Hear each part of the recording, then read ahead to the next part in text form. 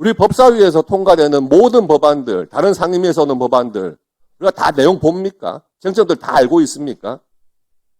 그 상임위에서 올라온 사건, 그 법안의 문제점들에 대해서만 토론하는 것 아닙니까? 본회의에서 법안들 봅니까? 각 상임위에서 했던 그것을 믿고 표결하는 거 아닙니까? 대법원에서 법률심입니다. 1심, 2심, 유죄, 무죄가 완전히 갈린 사건에 대해서 그것 어느 것이 맞느냐 그거 판단하면 되는 겁니다. 그 주심 대법관이었다는 이유로 법원 행정처장에서 사퇴하라? 언제부터 국회가 사법부 인사까지도 좌지우지하려는 기관이 됐습니까? 대통령이 호통친다고 법사위원장도 호통치고 전 정말 이런 국회의 모습은 맞지 않다고 보여집니다. 수사 결과나 재판 결과에 대해서 얼마든지 비판하십시오. 그렇지만 그 담당했던 법관이나 검사에 대해서 그렇게 인신공격을 하고 그것은 저는 맞지 않다고 보여집니다. 이상입니다. 네, 다음은 박지원 의원님, 네, 5분 되겠습니다. 법원 행정처장, 네. 차장님. 차장님이 답변하세요. 우선 해사법원이 부산과 사장님이 어디 계십니까? 실장님. 기조실장님 어디 계십니까? 사장님 안 나오셨어요? 기조실장님 답변하세요.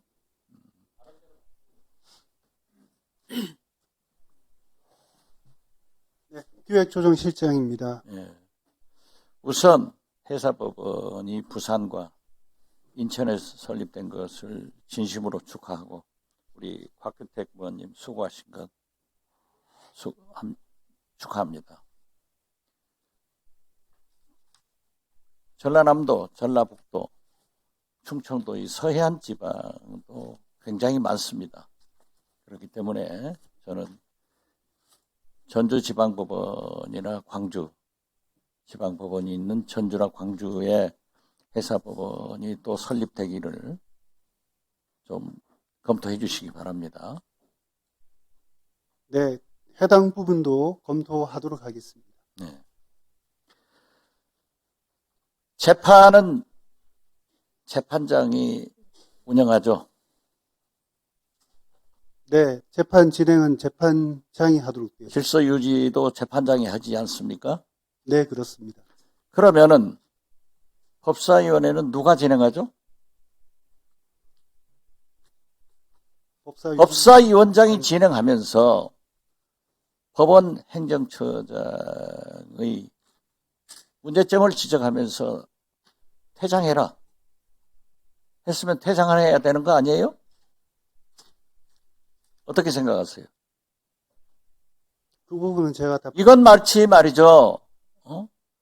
조희대 사법부가 국회에서 입법한 내란 재판부의 구성에 대해서 원천적으로 도전을 하고 싸우자고 덤비는 그러한 인사를 한 것하고 똑같이 저는 생각합니다. 보십시오. 영장실질심사를 담당한 서울중앙지법 4명의 부장판사 중 내란 재판부 영장 담당 판사로 그 4분 중에 2분을 데려왔으면 계속 영장 기각해라 하는 사법부가 국회의 입법권에 대해서 도전하는 것 아니에요? 싸우자는 것 아니에요? 어떻게 생각하세요? 그 부분은 사법행정을 담당하는 기획조정실장이 답변하기에는 부적절한 것 같습니다. 그 사법행정조정실장 어디 계세요? 말이 되지 않지 않습니까? 서울중앙지법에서 계속 내란 주동자들에 대해서 관련자들에 대해서 영장을 실제로 기각하고 또 재판이 불공정하게 진행되고, 그래서 효과적인 내란 재판을 하기 위해서 내란 재판부가 국회에서 입법화됐다고 하면은 조희대 대법원장이, 법원행정처장이 지켜야 된다는 것은 원칙 아니에요? 말씀해 보세요. 해당 영장 판사들이 사안에 따라서 적절하게 판단할 것으로. 아니, 그 많고 많은 판사 중에서 3,000명이 넘는 판사 중에서 하필 습관적 영장 기각을 해온 그 네 분의 수원 브라더스 꼭 내란 재판부 영장 실질 심사를 담당하는 판사로 임명할 필요가 왜 있냐 이거죠. 법원 인사는 언제 있어요? 2월 6일 이번 주 금요일 발표하는 것으로 알고 있습니다. 2월 6일. 그러면 지기현 판사는 2월 19일 날 윤석열 판결하고 가는 게 아니고 그 전에 갈 수 있어요? 그렇지는 않을 것 같습니다. 2월 6일 날 한다면요. 인사 발표가 2월 6일이라는 인사 발표가 하고 시행 일자는 며칠자예요? 2월 23일입니다. 2월 23일. 23일. 그렇다면은 그 두 분의 내란 재판부로 옮겨온 두 분의 재판장도 인사에 포함되는 사람들이에요? 그 부분은 제가 잘 모르겠습니다. 인사를 담당하지 않아서. 말이 되지 않지 않습니까? 조희대 대법원장도 자기의 권한이 있다고 하면 국회의 입법권도 존중해야 되고 국민의 의견을 반영해야 되는 거예요. 사법부도 국민과 함께 가야지 무슨 당나라에서 왔어요. 화성에서 왔어요. 누가 내란 재판부를 구성했는데 영장 실질심사 담당한 두 분의 부장 판사를 습관적으로 기각해버리는 서울중앙지법 그 사람들 데려왔다 하면은 국회를 무시하는 것 아니에요. 국민을 무시하는 것 아니냐고요. 답변해보세요. 답변 못 하시겠으면 들어가세요. 다음에 또 질문하겠습니다. 네, 수고하셨습니다.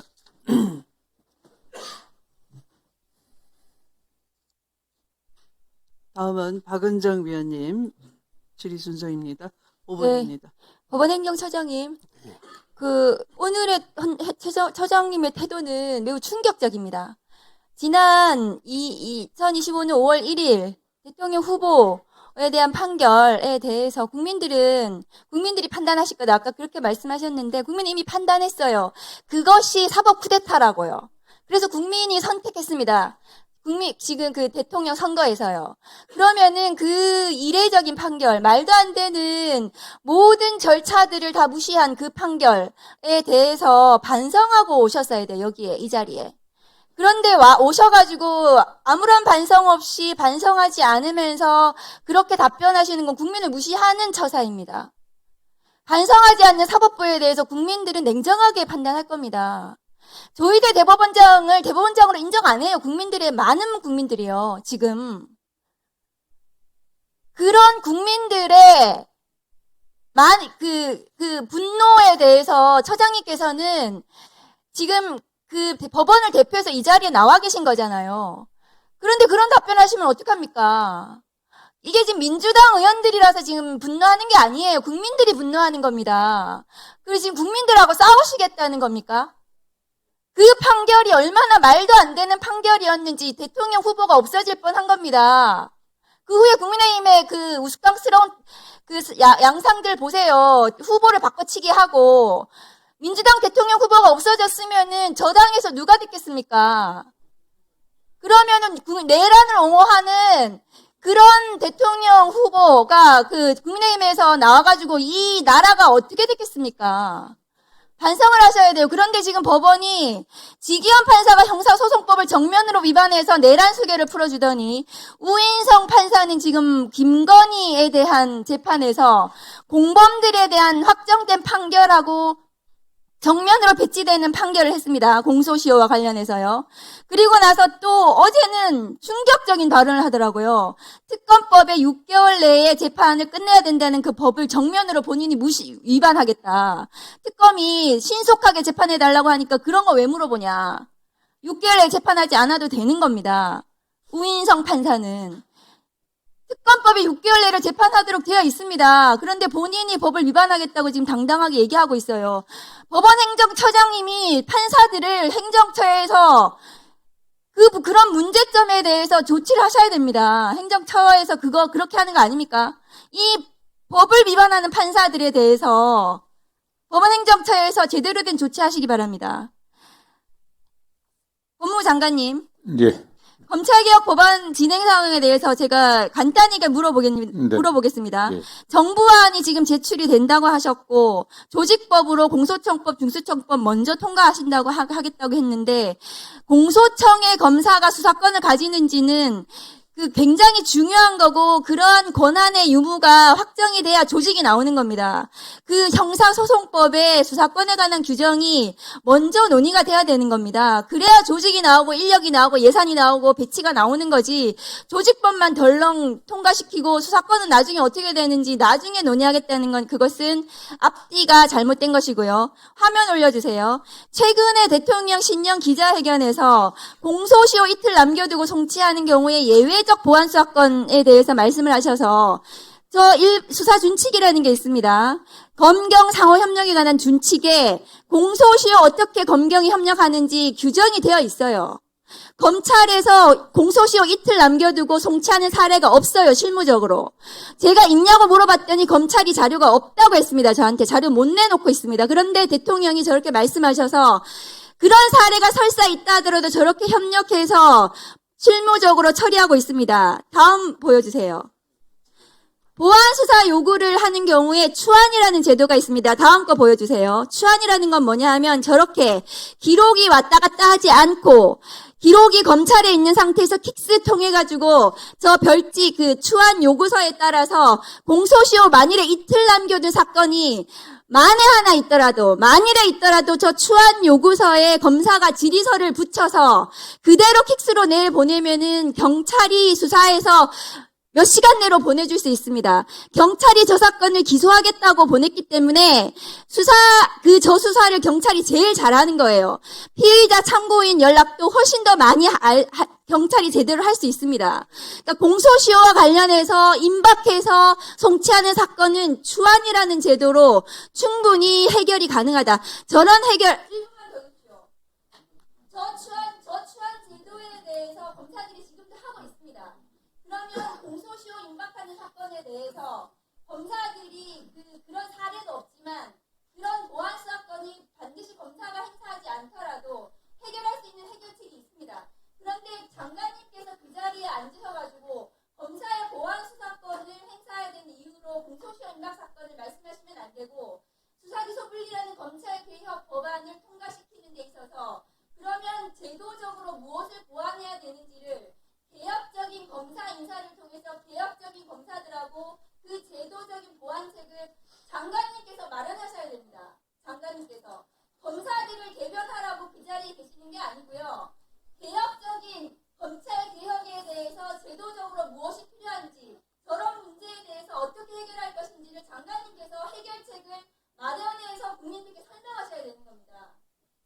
민주 진보 진영의 시민들은 우리가 가장 사랑했던 대통령을 검찰 수사로 잃었던 슬픔이 있습니다. 그 상실감을 언제나 기억하시고 검찰 개혁에 대해서 책임감 있게 해주셨으면 좋겠습니다. 예, 의원님 좋은 말씀 감사드리고요. 수사 기소의 확실한 분리라는 대원칙에 손상을 가하겠다는 생각은 1도 없습니다. 그리고 다만 정부 안에 아시겠지만 총리실에 지금 어쨌든 TF 구성돼 갖고 같이 의논들 하고 있습니다. 그리고 저희가 지금 인사도 말씀하셨지만 할 수 있는 한 물론 어떤 분이 개혁적인 검사인지 개혁적이지 않은 검사인지 제가 또 양단을 나눌 수는 없습니다. 다만 그래도 검찰 개혁에 같이 할 수 있는 그런 분위기를 조성하려고 저희도 최대한 노력을 다 하고 있고요. 의원이 염려하시는 검찰이 다시 수사권을 갖고서 그 권한을 오용하고 남용하지 않을 수 있는 그런 제도를 만드는 데 저희들 관심을 갖고 노력하고 있습니다. 네. 보안 수사권은 수사권이기 때문에 수사권을 검찰에 남겨두는 한 그 상황은 되풀이됩니다. 그런데 지금 보안 수사권을 남겨두겠다고 하는 저런 사례들이 사실상 실무에 있는 제도적인 보완책이 충분히 있는데도 불구하고 수사권을 남겨두는 이유가 되어서는 안 되는 거죠. 예. 그런 저런 해결책을 장관님께서 실무적으로 무엇이 시행되고 있는지를 찾아보시고 제도적으로 마련해가지고 그것을 국민들께 설명을 드리고 제도 관습을 마련하셔야 되는 겁니다. 예, 저희도 뭐 다양한 의견들을 준비해갖고 그 TF에 제출하고 있고요.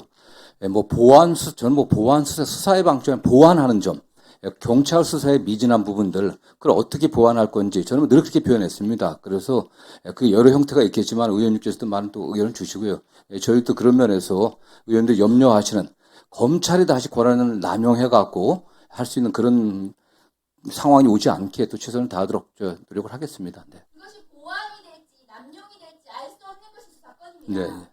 그 보완은 경찰을 통해서 보완 수사 요구를 통해서 충분히 가능합니다. 그렇게 가능한 제도적인 장치들을 장관님께서 마련해야 되는 것이 국민 집권 정부의 검찰 개혁을 하는 장관님의 역할입니다. 일단 뭐 저희들도 의견을 내고요. 일단 뭐 경찰이나 어쨌든 뭐 정부 안에서 여러 가지 또 교수들하고 자문단하고 같이 논의를 좀 더 진척시키도록 하겠습니다.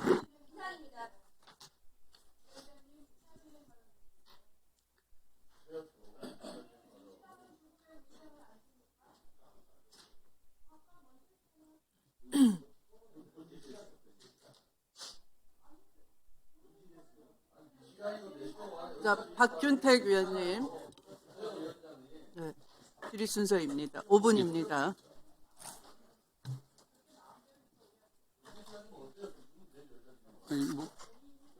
조용해 주시기 바랍니다. 예, 제가 네. 진행하겠습니다. 우리 행정처장님, 네. 그 대선 후보 선거법 위반 사건 재판할 때 8만 페이지 기록을 다 보았느냐라고 전현희 의원님이 질문했을 때 필요한 범위 내에서 봤다라고 말씀을 하셨습니다. 그 사건 기록들 복사해서 돌린 적이 없는 걸로 알고 있습니다. 그러면은 주심 대법관이었던 분이 필요한 범위 내에서 봤다라고 얘기할 때 다른 대법관들은 거의 보지 않고 재판을 했다는 뜻이 되는 것 같습니다. 그렇진 않습니다. 그러면 다른 분들은 다 보셨습니까? 다 필요한 범위 내에서는 모든 대법관들이 다 본 걸로 알고 있습니다. 야당의 대선 후보의 출전 자격을 박탈을 하는 재판을 하면서 어떻게 그런 재판이 이루어질 수가 있고 특히 이틀 만에 결정이 될 수 있는지 그것은 아마 정상적인 시각을 가진 국민들은 이해를 못할 겁니다. 그리고 반대편에 앉아 계시는 의원님들 중에는 국회의원들은 법안 통과시킬 때 다 읽고서 하느냐라고 반문을 했습니다마는 자기가 대표로서 발의하는 법안은 당연히 읽고 관련된 자료들, 논문들, 현상들 다 연구가 해가면서 하지 법안을 안 읽고 통과시키지는 않는 것 같은데 어쨌든 주심 대법관이었던 분 입에서 필요한 범위 내에서 봤다라고 답이 나온다는 것은 저는 참 놀라운 부분인 것 같다는 생각이 듭니다. 행정처장으로 임명되실 때 이 문제가 제기될 거라는 것 생각을 못 해보셨습니까? 생각을 전혀 못한 건 아니지만 이게 오늘 같은 이런 상황이 될 거라고는 생각은 못했어요. 근데 저는 이 사건에서 이번 사안에서 우리 처장님의 자격 문제보다도 더 걱정스러운 것은 왜 대법원은 국민의 눈치를 볼 생각이 없는 걸까라는 점입니다. 국민이 주권자라는 것을 인정한다고 한다면 최소한 재판은 또 독립이라고 할지라도 행정이라는 것은 그야말로 독립적으로 이루어지는 것이 아니고 국민의 눈높이에 맞게 이루어져야 하는 것 아니겠습니까? 이번에 그 내란 사건에 대한 영장전담 판사들 2명 임명하는 거 우리 박지원 의원님께서 질문하신 것처럼 왜 거기에 문제의 원인이 됐던 그 4명 중에 2명을 거기에 앉힐 수가 있는 것입니까? 그 4명의 판사들이 문제를 일으켰기 때문에 내란 전담 재판부 영장 전담 판사 제도가 도입이 된 건데 그 자리에 그 문제의 원인이 된 판사들 2명을 앉혔다라는 것. 이것은 결국은 법원이 특히 대법원이 국민하고 기싸움을 하겠다는 얘기밖에 안 되는 것 같습니다. 어떻습니까? 저도 정확한 경위를 알지는 못합니다만 제가 아는 범위 내에서는 지금 2월 23일에 법관 정기 인사가 있습니다. 그때까지 임시적으로 담당할 이제 영장 전담 판사를 지정하는 문제에 있어서 기존에 그렇더라도 담당하던 4분 이게 중에 아마 이렇게 그래도 이게 결정했. 국민적으로 네. 그래도 이게 국민적인 분위기를 생각한다고 한다면 미리 그 법원에 위임돼 있을 법관들 중에서 적절한 인물들을 골랐던 것도 저는 방법이었을 것 같은데 어쨌든 법원은 국민의 어떤 시선보다는 내 편이 우리의 시각대로 한다는 그런 마인드를 가지고 있다는 것, 이게 가장 큰 문제라는 생각을 해봅니다. 어쨌든 우리 처장님의 임명 문제나 영장 전담 판사의 임명 문제나 이런 것들이 어떤 사법개혁 논의를 더 촉발하는 문제가 될 거라는 점, 여기에 대해서는 각오를 할 수밖에 없는 그런 부분이 있는 것 같습니다. 어쨌든 2월 23일 이후에 어떤 인사 이동이 있고 나면 영장 전담 재판부가 새로 구성이 될 거 아닙니까? 그때는 정말 그 수원 브라더스 법관 같은 사람들이 중앙지법 영장 전담 재판부나 내란 사건 영장 전담 법관으로 배치되는 일이 없도록 정말 각별히 유의 좀 해주셨으면 좋겠습니다.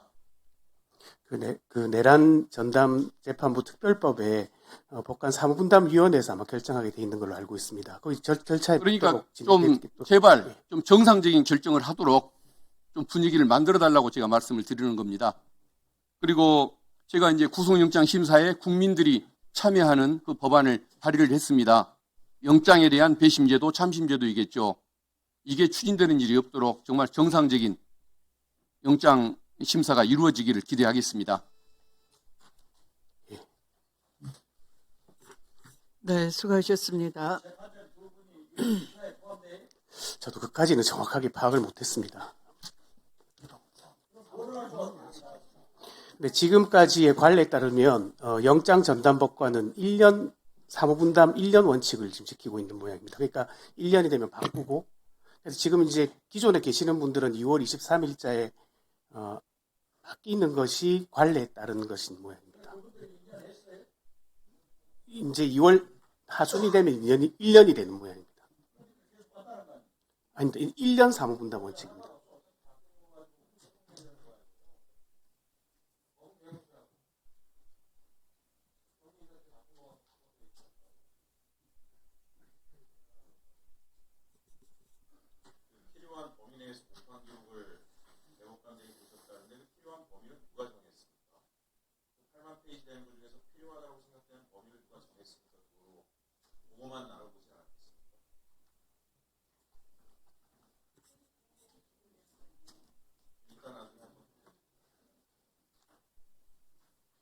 네, 다음 순서는 김재섭 위원님이십니다. 5분 질의입니다. 예, 법원행정처장님 축하드리고요. 첫날 고생 많으십니다. 근데 앞서서 이제 민주당 의원님들께서 지적을 해주실 때에 이재명 대통령 관련 재판에서 국민의 눈높이 이런 말씀 많이 하시는데 사실 우리가 법과 양심 그리고 헌법과 법률에 의해서 재판을 하는 거지 국민의 눈높이에 맞춰서 재판하는 건 아니지 않습니까? 거기에 대해서는 왜 명백하게 선을 긋고 말씀하시는 게 저는 맞다고 생각하는데 아닙니까? 물론 국민의 눈높이를 무시하자는 게 아니라 당연히 제일 원칙은 헌법과 법률인 것이고 그거는 처장님께서도 직접 말씀하셨듯이 헌법과 법률에 맞춰서 그 재판하셨다고 이야기하신 거 아닙니까? 왜 거기에 대해서 당당하게 말씀하지 않으십니까? 그리고 앞서서 의원님들이 7만 페이지, 8만 페이지 필요한 범위 이런 논란들이 좀 있는데 제가 다시 돌아가서 좀 말씀을 드려보겠습니다. 만약에 그 시간으로 다시 돌아가서 7만 페이지 꼼꼼하게 읽었다고 하면 재판의 결과 내용이 달라집니까? 상고심 재판은 법률심입니다. 그래서 사실관계에 대해서는 원칙적으로 판단하지 않을 뿐더러 이 사건은 1심과 2심의 사실 인정이 내차가 없습니다. 동일한 사실관계를 기초로 법리 판단이 달랐던 거기 때문에 어떤 법리 판단을 따르면 되느냐가 상고심의 심판 대상이었습니다. 그 범위 내에서 봤다는 거예요. 그럼 다시 돌아가서 7만 페이지를 꼼꼼하게 다 읽고 재판을 하신다고 하더라도 하나도 빠짐없이 모든 글자를 1.1획도 빠지지 않고 다 읽는다고 하더라도 재판 결과는 달라지지 않는다고 제가 이해해도 되겠습니까? 제가 뭐 가정적인 답변을 드리기는 좀 아니, 어려운 뭐 것 같습니다. 저는 그렇게 충분히 이해가 됩니다. 그러면 뭐가 문제입니까? 지금 절차상에서? 지금 파기환송심이 7만 페이지가 안 읽어서 그것이 재판 결과를 바꿀 수 있다라고 한다 그러면 저는 그건 문제가 될 수 있는데 소장님 말씀하신 대로 그 7만 페이지를 꼼꼼하게 다 읽어도 결과가 바뀌지 않고 거기에 대해서 판결을 내렸다 그러면 그게 지금 왜 문제가 되는 거야, 절차상으로? 재판을 빨리 하는 게 문제입니까? 문제가 됩니까? 그거 왜 말씀을 못 하십니까? 직접 주심으로 하셨는데. 문제가 됩니까, 그게? 뭐 아까 말씀드린 내용을 그대로 반복할 수 그러니까 저는 우리 법사위에서 재판 결과에 대해서 뭐 이러쿵저러쿵 이야기할 수 있지만 의원님들께서 이렇게 여전히 진행 중인 재판에 대해서 사실상 결과를 바꿀 수도 있을 법한 정도의 압박을 넣는 것은 저는 입법부로서는 해서는 안 되는 거라고 생각을 하고 뭐 조희대 사법부 이런 얘기를 하시지만 그 조희대 사법부에서 이재명 대통령에 대한 재판 중지도 결정한 거 아닙니까? 사실 저희도 그거 못마땅하게 그때 많이 이야기했거든요. 어떻게 고법 판사가 헌법 84조라고 하는 것을 인용해가지고 사상 초유의 사건을 이렇게 임의적으로 결정할 수 있느냐에 대해서 저희 불만 많거든요. 그건 조희대 사법부에서 이루어진 결정 아닙니까? 대답 한번 해주십시오. 예, 그거는 고등법원 재판부에서 결정한 것으로. 아니 그러니까요. 그게 조희대 사법부 안에 들어가 있지 않는 거냐고요. 마찬가지 아닙니까?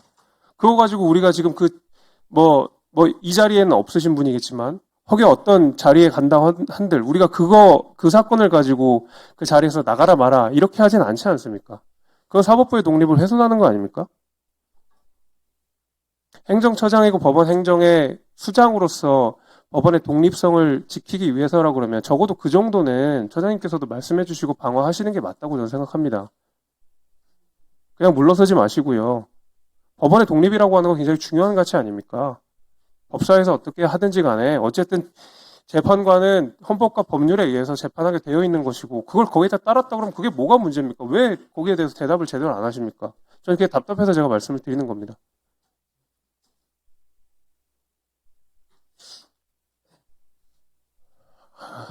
아무튼 재판 결과에 대해서는 그렇게 해서 앞으로도 법원에서 잘 이끌어 주시기를 바라고요. 말씀하신 대로 우리가 이제 얼마 있으면 법 왜곡죄가 또 본회의에 통과될 가능성이 있는데 앞서 차장님 말씀하신 대로 거기 우려 사항이 있다라고 말씀을 하시지 않았습니까? 그렇죠. 그러니까요. 아니 법 왜곡죄 따르면은 얼마든지 차장님도 지금 법 왜곡죄로 걸릴 수 있는 문제 아닙니까? 특정인을 유리하게나 불리하게 할 수 있는 문제니까요. 그러니까 그 부분에 대해서도 좀 우리 법원행정처에서 잘 해준 특히 이제 법무부에서 그 점은 아직 우리가 본회의가 안 됐으니까 그 부분은 좀 우리가 국회랑 좀 상의를 하셔서 그 부분만큼 좀 밀어주시는 게 맞지 않나 저는 이렇게 생각합니다. 그래서 제가 드리고 싶은 말씀 그거고요. 첫날부터 고생은 많으신데 사법부의 독립은 민주주의 근간입니다. 그거 잘 지켜주시기를 부탁드립니다. 이상합니다.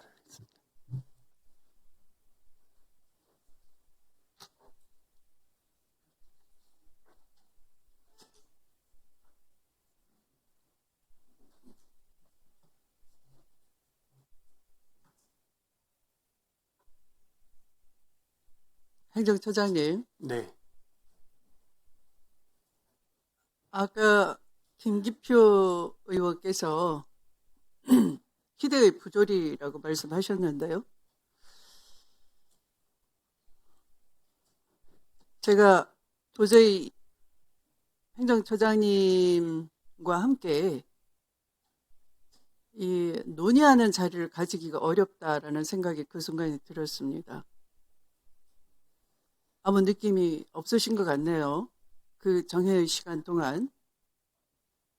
적어도 다시 그 자리에 앉으시려면 왜 그러한지, 왜 그런 발언을 들었어야 했는지 반성이 있었어야 되는 겁니다. 그 자리에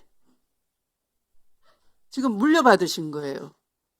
누구 대신 물려받으셨습니까? 그 전임자가 누구십니까? 예, 전임자는 천대엽 전임 행정처장입니다. 천대엽 행정처장이 국회에서 이 문제 가지고 답변하는 거 보신 적 있습니까? 예, 본 적이 있습니다. 그러면 인정하시겠네요. 국회에 출석해서 사건 기록을 다 살펴봤다라고 진술하는 것을 누누이 강조하는 것을 다 지켜보셨겠습니다.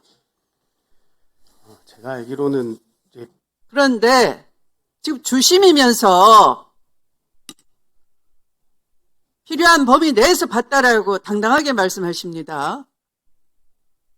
어떤 기준으로 누가 그 유무죄가 극명하게 갈리는 사건을 번개같이 필요한 범위 내에서 자의적으로 보는 권한이 어디 있단 말입니까? 그것이 사법부 독립입니까?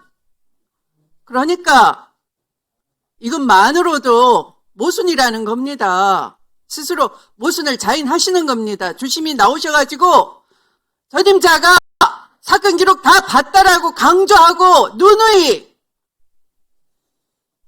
위증을 했는데도 불구하고 주심이 나와서 나는 당당하게 헌법과 법률에 따랐고 필요한 범위 내에서 봤다. 그래 뭐 그러시는 거예요. 그래서 국민들께서 이해하시겠습니까? 그 판결 다시 한번 들여다보십시오. 이재명 성남시장은 아니라고 하는데도 아니라는 인식, 모른다는 인식을 믿어주지 않기 위해서 당신 정도면 공인이고 국민 눈높이에서 맞지 않는 말을 하는 것이다 라고 인용을 하셨어요.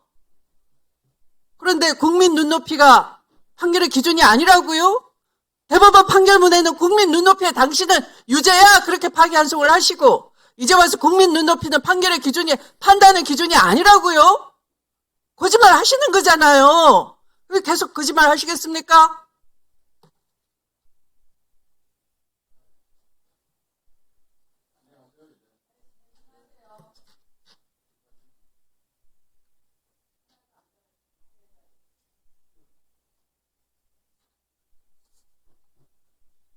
답변 한번 해보십시오.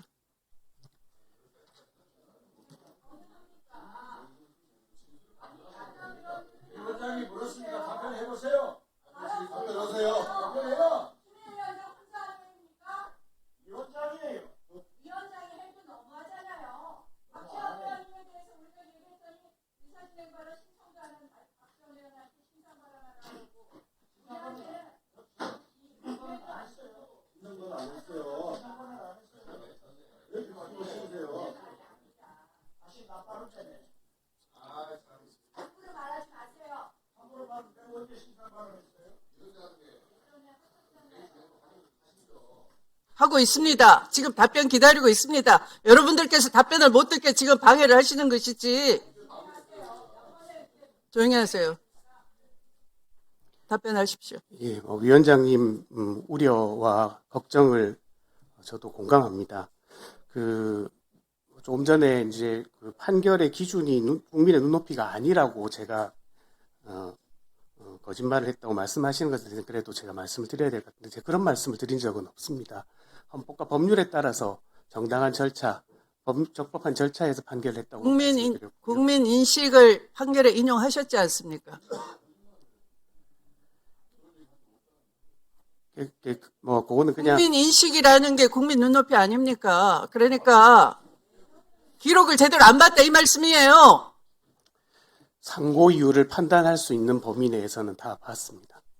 상고 이유는 검찰 아닙니까? 상고 이유서를 낸 쪽은. 당연히 이제 답변서에 필요한 범위 내에도 다 확인을 했습니다. 답변서 내자마자 그 이튿날 전원 합의체 회부를 하시고 편결하신 거 아닙니까? 그래서 그 기록을 실제 그 순간에 어떻게 다 봤느냐를 누누이 국민의 상식으로 질문하는 거 아닙니까? 질문이 궤변입니까? 질문도 상식적이어야 되는 거죠. 근데 그 지극히 상식적인 질문에 명쾌한 답변이 없었던 거예요. 그리고 마침내 주심이 나오신 겁니다. 보무도 당당히. 그러니까 국민과 맞짱을 뜨자는 거냐라고 하시는 겁니다. 위원님들께서.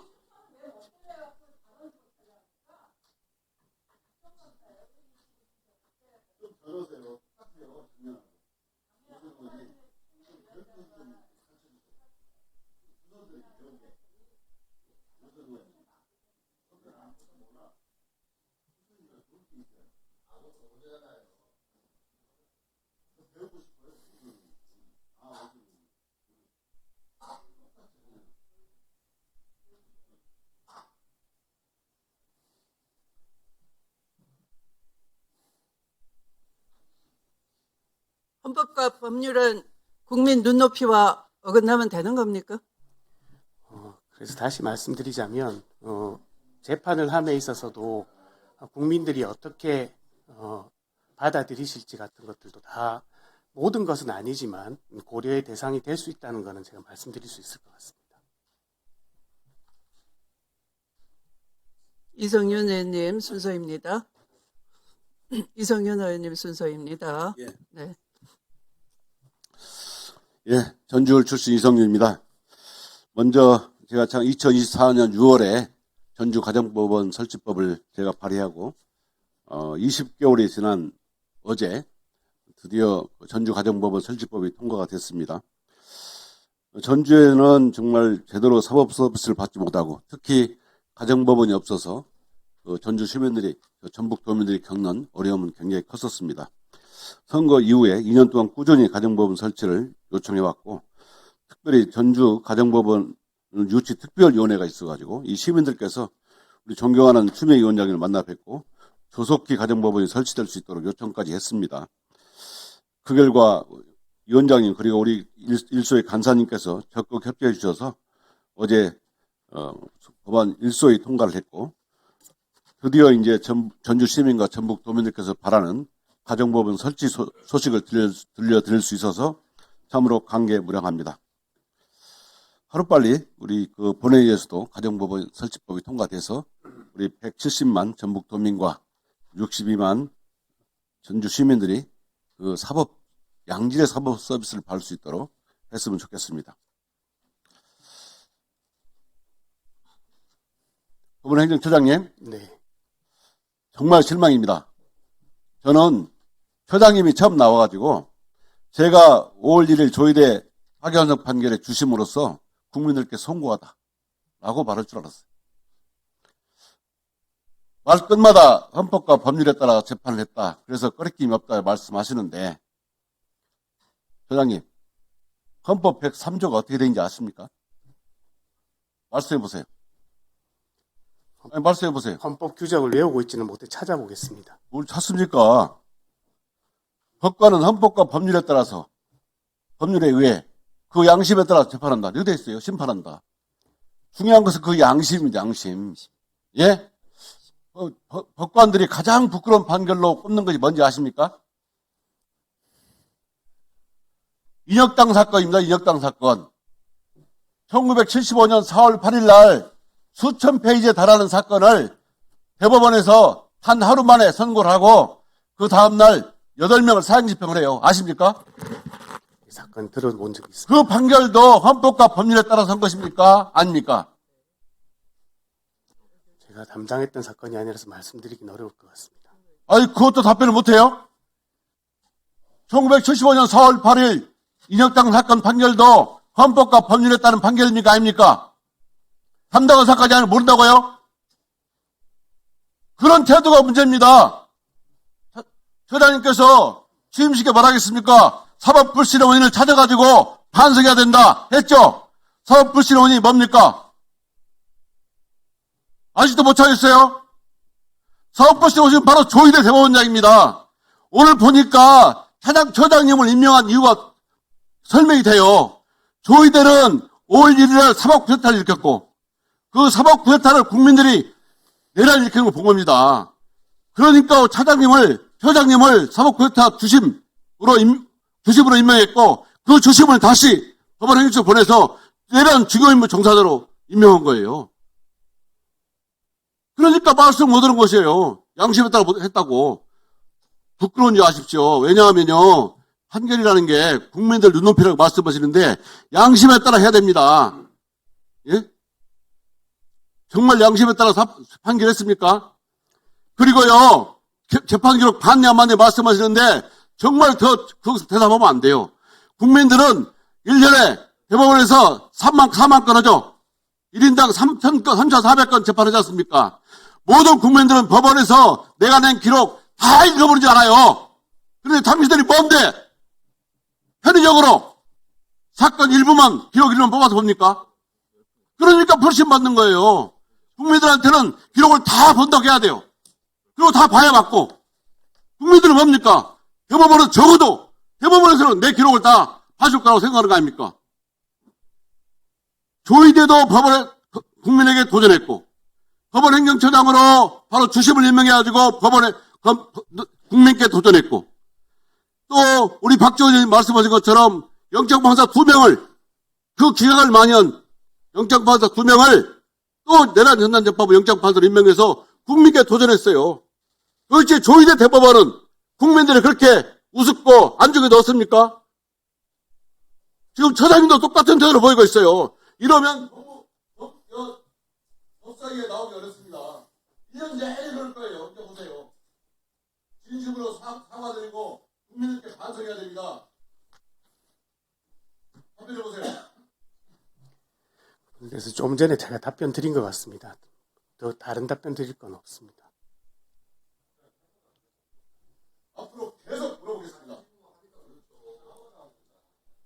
끝까지 물어볼 거예요. 보세요. 국민들이 오늘 처장이 나온다니까 답변을 기다리고 있어요. 어떻게 답변할 것인지. 국민들은 조희대 내란 사법부에서 보고 있고, 처장님은 내란 주변의 종사자예요. 조금도 반성 빌렸까지 반성을 쭈으라고. 감사합니다. 답변을 좀 성실하게 진지하게 해주시기 바랍니다.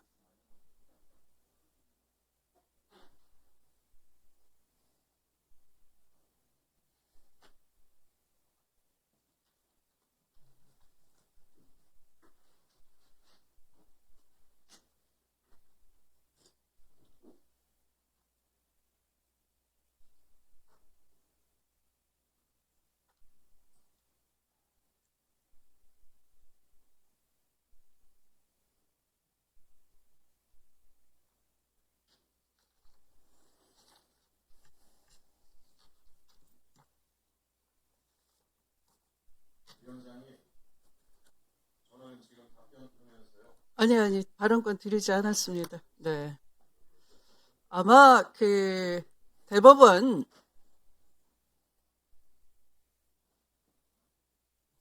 국정감사에서 이 문제가 가장 뜨거웠습니다. 기록을 받는지 안 받는지가 온 국민의 관심사였습니다. 그냥 의원들의 반복된 질문이 아니에요.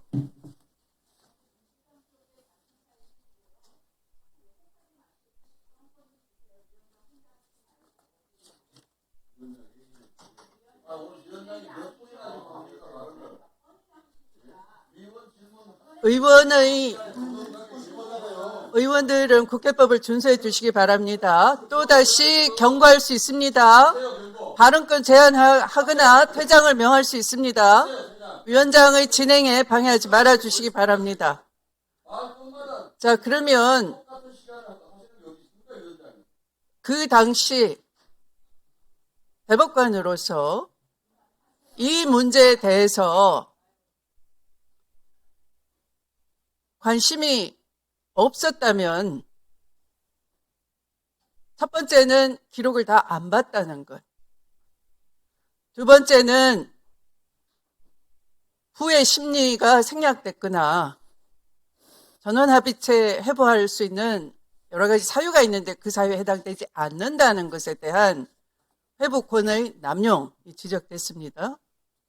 두 번째는 전원합의 기일이 10일 전 지정하도록 돼 있는 내부 규정도 어겼습니다. 기일 지정 운영 원칙 및 관행을 다 파괴했습니다. 재판연구관 보고 생략 의혹도 제기됐었습니다. 사건을 접수해서 이 배당된 데 올리면 그것을 공문으로 기록이 어디 있는지 기록의 소재를 명확하게 관리하게 돼 있는데도 불구하고 그에 관한 사건 기록 관련 공문서가 허위로 작성된 것을 국정감사에서 제가 발견했습니다. 여기에 대해서 뚜렷한 답변을 그 누구도부터 누구로부터도 듣지를 못한 채 다시 주인공이 등장을 하셨어요. 어떻게 해야 되겠습니까? 답을 들어야 되지 않겠습니까? 그런데 위원들이 질문할 때마다 그러면 종전과 같으니까 나는 헌법과 법률에 따라서 했고 드릴 말씀이 없습니다가 답변이 말이 되는 겁니까?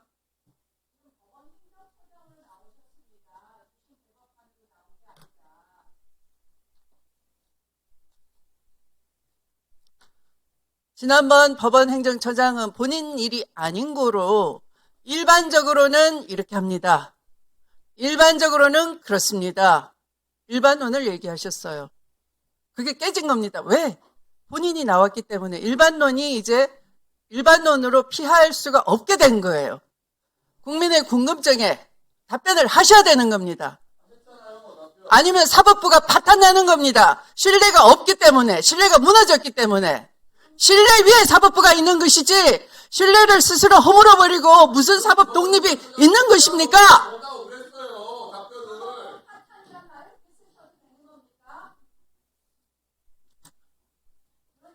본인한테야 넉넉한 판결 후하게 해주니까 좋으시겠지. 사법부 파탄 안 났겠죠.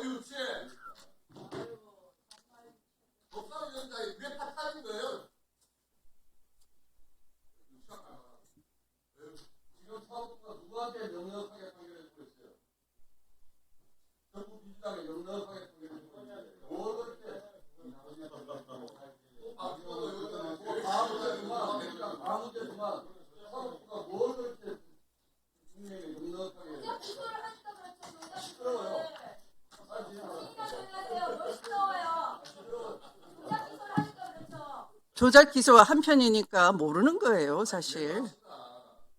사법부는 수사를 해야 한다. 수사를 필요한 범위를 누가 어떻게 정했는지, 결과를 조작하려고 했는지.